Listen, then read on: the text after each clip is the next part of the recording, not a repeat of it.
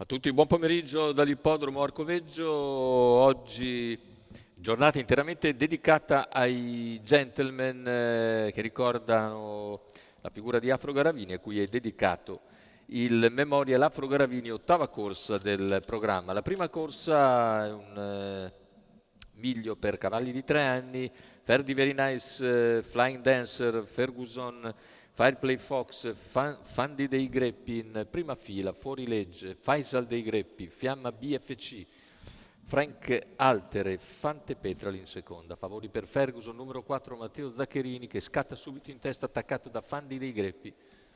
Ferguson replica, Fandi dei Greppi insiste, poi desiste e cerca inutilmente di sistemarsi in seconda posizione, ma riesce nell'intento. Quando Numero 9, sbaglia, Fiamma BFC, squalificato. cavallo che si era inserito al suo interno, la squalifica per Fiamma BFC. Intanto 14,4 per i primi 200 metri, Ferguson conduce, Fandi dei Greppi in seconda posizione, poi Fireplay Fox e via via gli altri, con cavalli molto allungati ora. Dopo 400 metri di gara in 29,9 cerca di prendere in mano Matteo Zaccherini, in sediolo a Ferguson, che conduce sulla seconda piegata ed è sempre tallonato da Fandi dei Greppi, mentre in corsia esterna Numero 10, Frank Alter, prova a squalificato. risalire Fuorilegge progredisce, in terza posizione rimane Ferdi Very Nice.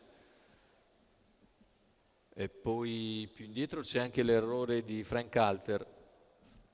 Intanto 1-1-4 per gli 800 metri iniziali, con Ferguson che continua a comandare su Fandi dei Greppi, Fuorilegge per corsie esterne, poi Ferdi Very Nice, chilometro in 1:16,8.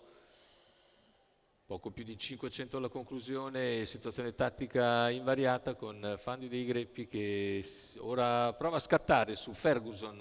I due prendono vantaggio all'imbocco della curva conclusiva, con Fandi dei Greppi che è molto aggressiva all'esterno di Ferguson.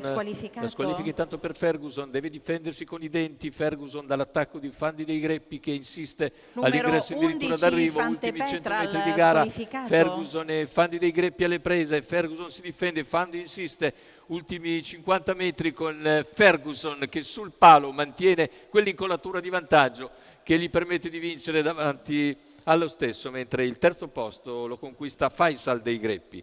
1,16 il ragguaglio conclusivo, ma 32 a chiudere.